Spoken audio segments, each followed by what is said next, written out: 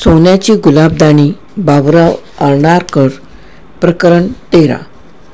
Apollo बंदराजवळील Taj Mahal हॉटेलातल्या एका खाजगी खोलीत 3 इसमांच्या खाण्याची तयारी एका टेबलावर मांडलेली होती. सुंदराबाई या टेबलाजवळ केव्हापासून येऊन बसली होती, पण दुसरे दोघे मात्र अजून आलेले नसल्यामुळे ती अगदी कंटाळल्यासारखी दिसत होती. सुंदर गुलाबी रंगाचे रुपेरी टिकल्या लावलेले रेशमी पातळ नेसून तिने आपल्या केसांची रचनाही विशेष काळजीने केलेली असल्यामुळे आज ती नेहमीपेक्षा अधिक सुंदर दिसत होती. पण त्या शृंगाराला साजेशी तिची मनोवृत्ती नसल्यासारखे दिसत होते.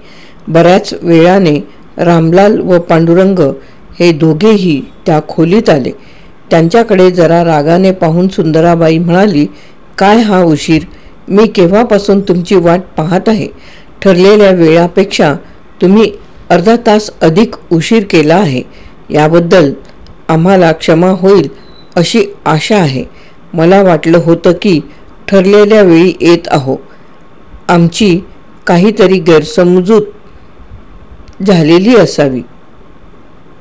रामलाल म्हणाला,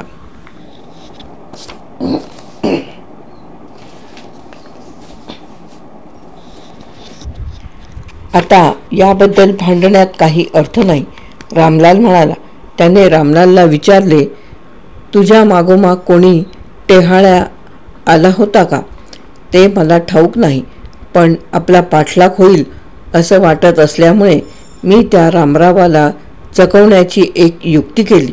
दुपारी थोडंसं सामान, 1-2 बॅग्स व एक होल्डॉल घेऊन मी गिरगावातील एका निवासगृहात राहायला आलो. आणखी संध्याकाळी तेथून टॅक्सीतून बाहेर पडलो. रामराव बहुधा तिथं माझी वाट पाहत बसला असेल." "बसू द्या लेकाला," रामलाल तुच्छतेने म्हणाला. "पण तुझा पाठलाग झाला नाही ना?" त्याने पांडुरंगाला विचारले. "मी त्या पोऱ्याला केव्हाच जुकांडी दिली." पांडुरंग म्हणाला. "मी घरातून बाहेर निघालो तो एकदाही इकडे तिकडे न पाहता चौपाटीवर गेलो. तिथं एक व्हिक्टोरिया ठरवून मी ग्रँट रोडवर आलो. आपल्या त्या राजविलासी उपहारगृहात जाऊन मी एका टेबलावर बसलो. समोरच भालेरावाची व्हिक्टोरिया थांबली होती. हात धुण्याच्या निमित्तानं मी आतल्या खोलीत गेलो. त्या खोलीच्या मागच्या दरवाजातून पलीकडल्या रस्त्यावर निघता येतं हे तुम्हाला माहीतच आहे. त्या दारानं मी बाहेर पडलो. जवळच एक टॅक्सी उभी होती. तिच्यातून मी निघालो तो एका सिनेमाला गेलो. खेळ अर्धा चालू असतानाच मी थिएटरातून बाहेर पडून इथं आलो. भालेराव बसला असेल तिथंच बोंब मारीत. रामरावांना व त्यांच्या हस्तकाला चकविण्यात या दोघांनी फार कौशल्य दाखविले होते हे खरे, व त्यांना तसे फसविल्याबद्दल यांना मनापासून आनंद वाटत होता. हा आनंद त्यांनी हास्याने व्यक्त केला व आपलेच अभिनंदन करून घेण्यासाठी त्यांनी दारूचे प्याले झाकले. नंतर तिघांनी मनसोक्त फराळ केला. खाणेपिणे झाल्यानंतर रामलाल म्हणाला, "आता पुढं काय करायचं ते ठरविलं पाहिजे." "मी काय सांगू?" सुंदराबाई म्हणाली. पांडुरंगाकडे वळत तिने विचारले, "तुमची काय सूचना आहे? मला तर आता फार भीती वाटू लागली आहे. आजपर्यंत तुझा धीर कधीही खचला नाही." रामलाल म्हणाला, "माझा धीर खचलेला नाही, पण अंधारात लहान मुलांना वाटते तशी भीती मला वाटू लागली आहे. कारण आपली स्थिती कशी आहे याचा मला काहीच अंदाज लागत नाही."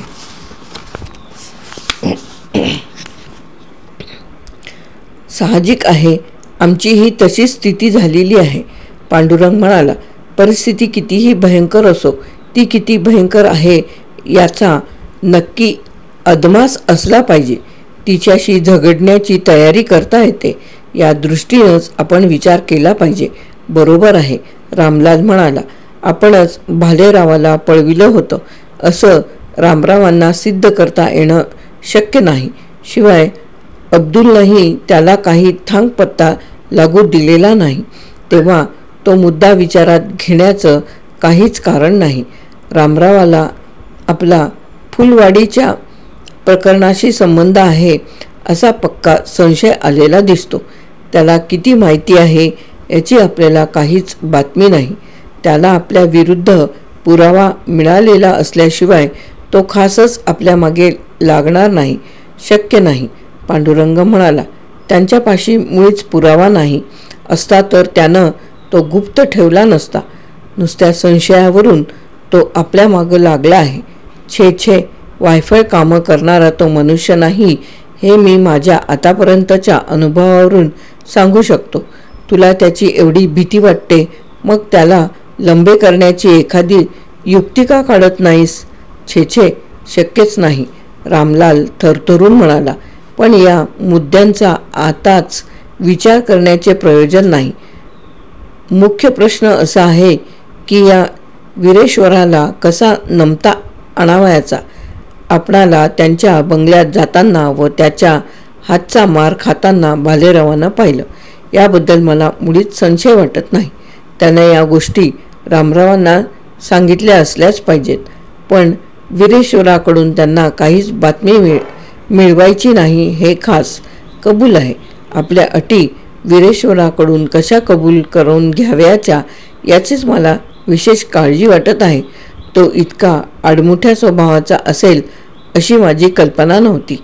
मला वाटतं तो जे देत आहे तेवढ्यातच संतुष्ट राहण्यात खरा शहाणपणा आहे, सुंदराबाई म्हणाली. कारण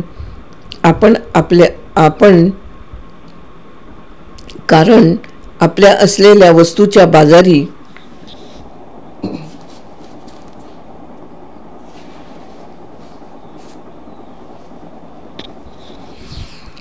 किमतीपेक्षा अधिक मोल मिळवणं आपल्याला अशक्य आहे. छे छे, आपल्या अटी त्यांना मान्य केल्याच पाहिजेत. तोपर्यंत हातची वस्तू सोडायची नाही असा माझा निश्चय झालेला आहे, रामलाल म्हणाला. बाजारी किंमत केव्हाही आपल्याला मिळवता येईल. थोडे दिवस दम धरण्यातच खरा दूरदर्शीपणा आहे. पण मी म्हणतो त्या रहस्याचा आपणच का उपयोग करून घेऊ नये? ते शक्यच नाही, पांडुरंग म्हणाला. त्याचा आपल्याला उपयोग होणार नाही हे पक्क ठाऊक असल्यामुळेच वीरेश्वर स्वस्त आहे. नाही तर त्यानं आकाश पाताळ एक केलं असतं किंवा आपल्या अटी तरी कबूल केल्या असत्या. म्हणून मला वाटतं की आता अधिक ताणून धरण्यात अर्थ नाही. माझंही असंच मत आहे, सुंदराबाई म्हणाली. रामरावांना या प्रकरणाचा संशय आल्याचं स्पष्ट दिसत आहे.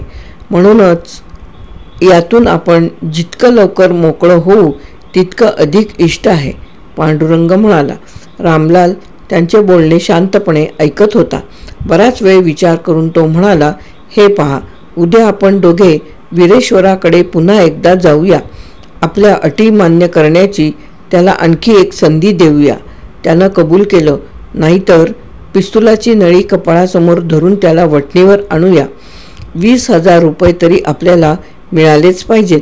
पैसे हाती येताच गुलाबदानीची बैठक त्याला मिळेल आणि 20,000चा चेक हाती पडताच त्याच्यावर रोखलेलं पिस्तूल बाजूला येईल. तो तुम्हाला चेक कधीही देणार नाही. मग तुम्ही त्यांच्यावर पिस्तूल रोखा की तोफा डागा, सुंदराबाई म्हणाली. आणखी चेक दिल्यानंतर त्यानं बँकेला टेलिफोन केला की अमुक नंबरला पैसे देऊ नका तर, पांडुरंगाने विचारले. त्याला छातीच होणार नाही तसं करण्याची. पैसे हाती येईपर्यंत आपल्यातला एक मनुष्य तिथेच बसवून ठेवला म्हणजे झालं, रामलाल म्हणाला. अच्छा, मी या कामात साथीदार व्हायला तयार आहे, पांडुरंग म्हणाला. छान, मला एवढंच हवं होतं. आता आपण नव्या हॉटेलातल्या जागेत राहावयास जाऊ. उद्या तेथूनच बाहेर पडू म्हणजे झालं. दोघांचे संगनमत झालेले पाहून सुंदराबाईनेही रामलालच्या योजनेला संमती दिली.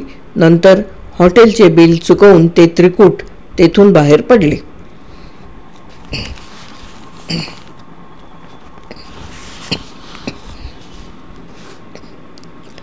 दुसऱ्या दिवशी सकाळी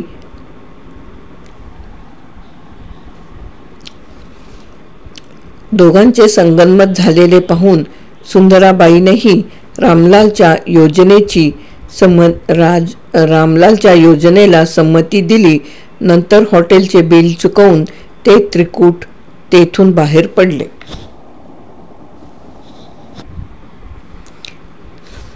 सोन्याची गुलाबदाणी. बाबूराव अर्नाळकर. प्रकरण 13 येथे समाप्त.